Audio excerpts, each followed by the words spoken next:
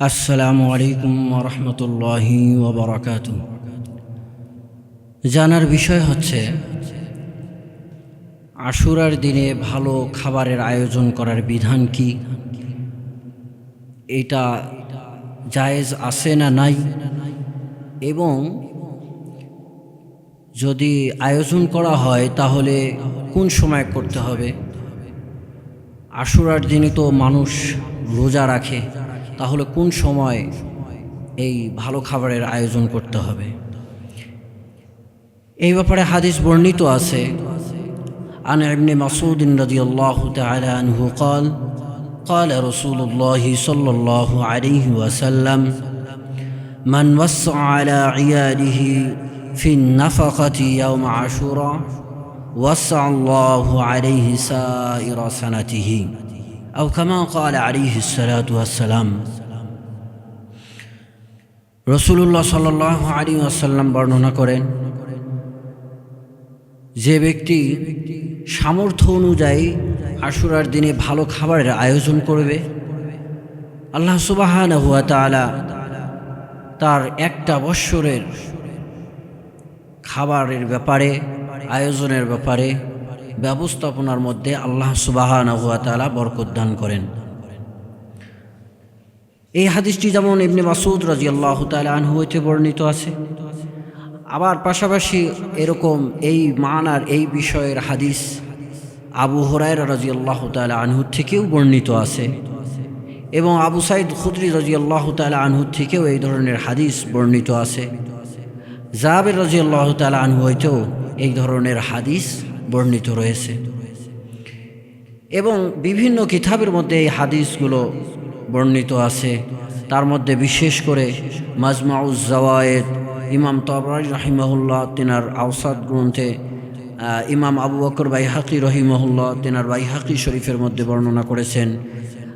আত-তারগীব ওয়াত তারহিব কিতাবের মধ্যে এসেছে, তানবিহুল গাফিলিন কিতাবের মধ্যেও এই হাদিসটি রয়েছে, আরও অন্য অন্য কিতাবের মধ্যেও এই ধরনের হাদিস বর্ণিত রয়েছে। অনেক সাহাবা আজমাইন, তাবেঈন, সালফে সালেহিন এই ধরনের হাদিসকে সামনে রেখে তেনারা পরীক্ষা করেছেন, এবং পরীক্ষা করে তারা সুফল হয়েছে। এই সুফল হওয়াটাকে তেনারা হাদিস বর্ণনা করতে গিয়ে এই সুফল হওয়ার বক্তব্যটা তেনারা যুক্ত করে দিয়েছেন। যেমন জাবের রাদিয়াল্লাহু তাআলা আনহু বলেন, যা জারবতুহু 40 আমান ফালাম ইয়াখতালিফ। জাবের রাদিয়াল্লাহু তাআলা আনহু বলেন, আমি 40 বৎসর আমি এই পরীক্ষা করেছিলাম ভালো খাবারের আয়োজন করে, আমি দেখেছি 40 বৎসরে আল্লাহ পাক খাবারের মধ্যে প্রচুর বরকত দান করেছেন, রহমত দান করেছেন। সুবহানাল্লাহ।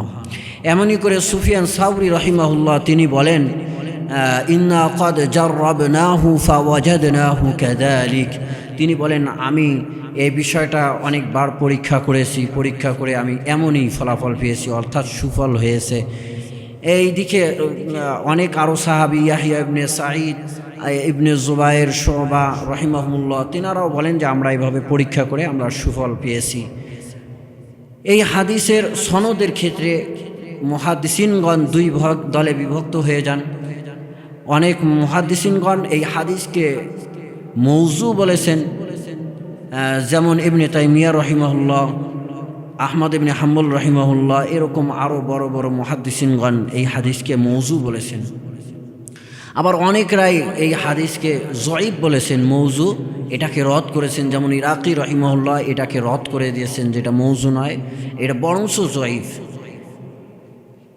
ফুকাহা ইকরামরা এই হাদিসটাকে জয়ীফ হিসাবে ধরে নিয়ে, যেহেতু হাদিসটা জয়ীফ এবং পাশাপাশি তুরুকে মুতাআদ্দাদা অর্থাৎ বিভিন্নভাবে সাহাবীদের থেকে বর্ণিত হওয়ার কারণে, অনেকভাবে বর্ণিত হওয়ার কারণে, পাশাপাশি হাদিসের ভালো বড় বড় কিতাবের মধ্যে এসেছে হাদিসটি, এবং বড় বড় সাহাবা আজমাইন এবং সালফে সালেহিন আকাবির উলামা ইকরামদের থেকে যেহেতু পরীক্ষিত তারা বলেছেন, সেই দিকে খেয়াল করে ফুকাহা ইকরামরা এই আমলটিকে মুস্তাহাব বলে আখ্যায়িত করেছেন, সুন্নত বলে আখ্যায়িত করেননি, যেহেতু এই হাদিসটি জয়ীফ।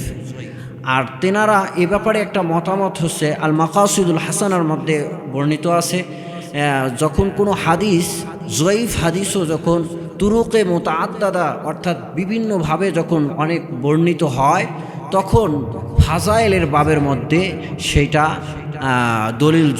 দলিলের যোগ্যতা তার মধ্যে এসে যায়। সেই হাদিস দ্বারা সেই হাদিসের উপরে ভিত্তি করে ফাজাইলের বাবের মধ্যে ফাজাইলের ক্ষেত্রে আমল করার যায়, গ্রহণযোগ্য হয়। সেক্ষেত্রে ফোকায়ে কেরামরা এই আমলটিকে আশুরার দিনে ভালো খাবারের আয়োজন করাটাকে মুস্তাহাব বলেছেন, সুন্নত বলেননি। যেমন স্বামী রহিমাহুল্লাহ ফতোয়ায়ে স্বামীর মধ্যে তিনি মুস্তাহাব বলেছেন এবং বলেছেন যে এই ধরনের হাদিস সহিহুন সাবিতুন সহিহুন, এই ধরনের বলে মানে ওনারা ব্যাখ্যা করেছেন, ইমাম স্বামী রহিমাহুল্লাহ বক্তব্য করেছেন। আহসানুল ফতোয়া এবং আল মাসাইলুল মুহিম্মাত ফিমা তুলিয়াত বিহিল উম্মা, এই কিতাবের মধ্যে এই আমলটাকে বেদাত বলেছেন, নাজায়েজ বলেছেন। যদিও তেনারা নাজায়েজ বলেছেন, কিন্তু অধিকাংশ ফিকহ ফতোয়ার কিতাবের মধ্যে এটাকে মুস্তাহাব বলা হয়েছে।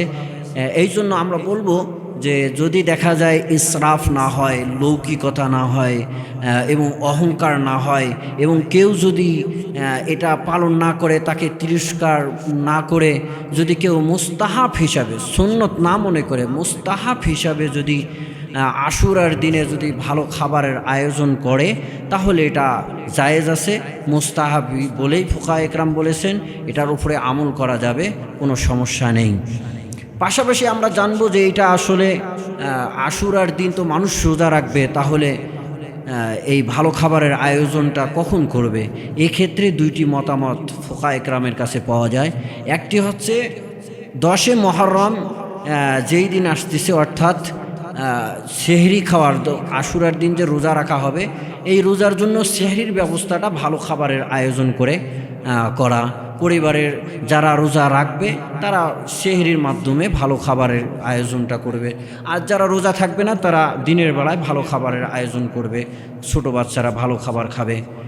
আর আরেকটি মতামত হলো যে রোজা রাখার পর 10 মুহররমে মাগরিবের সময় যে ইফতার করা হবে, ওই ইফতারের সময় এই আয়োজনটি করা, ভালো খাবারের আয়োজনটি করা।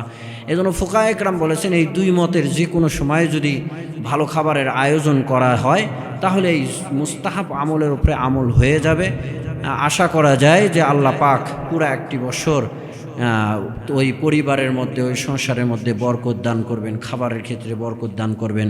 আল্লাহ পাক আমাদের সকলকে এই আমলটি করে আল্লাহ করার তৌফিক দান করুক, এবং আল্লাহ পাক এই আমলের বদলায় খাবারে আয়োজনে সব কিছুতে আল্লাহ পাক বরকত দান করুক। সকলে বলেন আমিন।